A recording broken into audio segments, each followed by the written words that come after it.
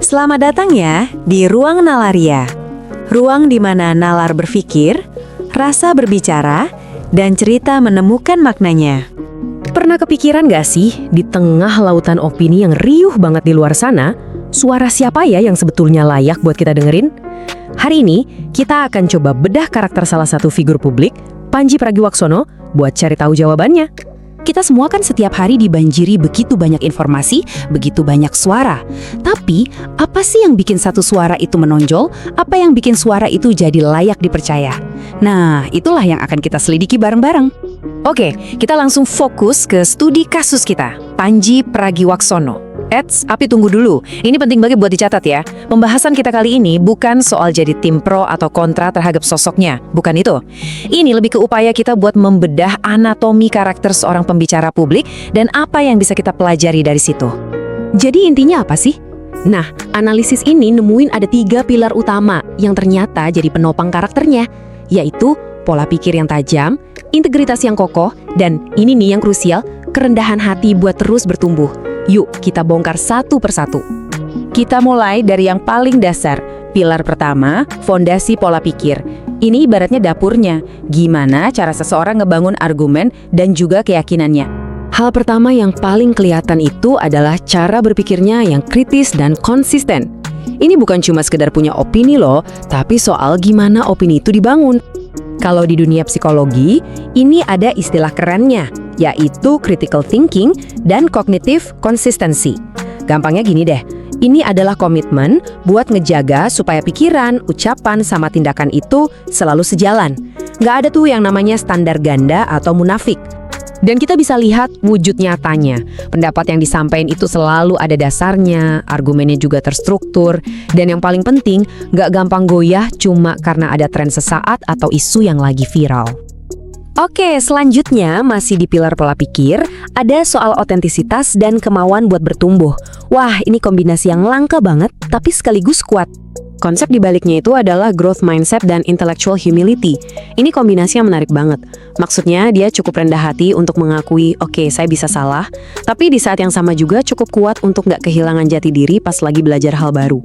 Dan ciri-cirinya tuh kelihatan jelas. Misalnya dia nggak ragu buat memperbarui pendapatnya kalau ada informasi baru.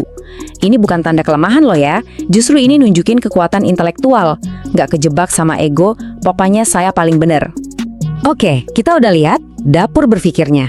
Nah, sekarang di pilar kedua, mari kita lihat gimana pikiran itu berubah jadi aksi nyata pas lagi berkomunikasi. Salah satu hal yang paling menonjol itu adalah keberaniannya buat ngambil sikap. Tapi ini bukan sekedar berani ngomong doang ya, ini adalah keberanian yang datang sepaket sama tanggung jawab.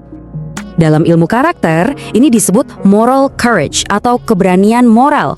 Ini bukan cuma soal berani bicara, tapi berani berdiri teguh pada nilai yang diyakini, bahkan saat tahu bakal ada risiko atau penolakan besar dari publik.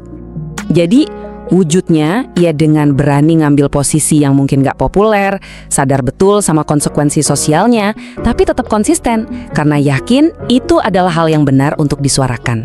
Nah, ini dia poin yang krusial banget, apalagi di zaman sekarang.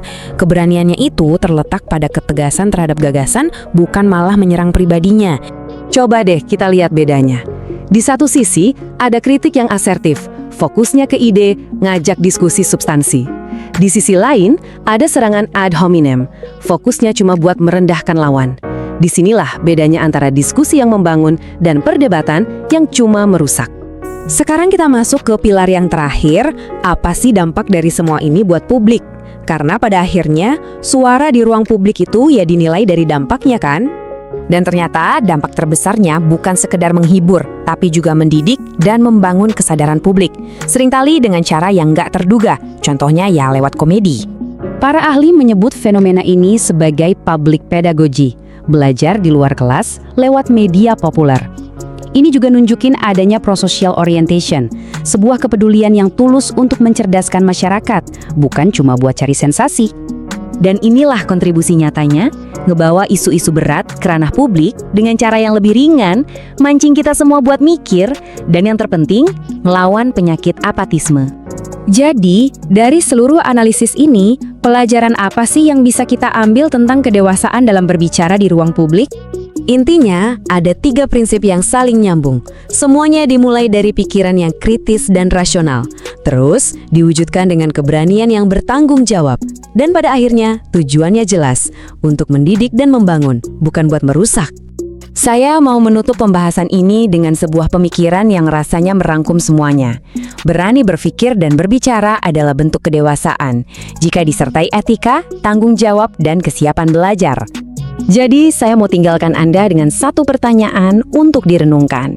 Dari semua karakter yang kita bedah hari ini, karakter mana yang menurut Anda paling mendesak untuk kita miliki bersama di ruang publik kita sekarang?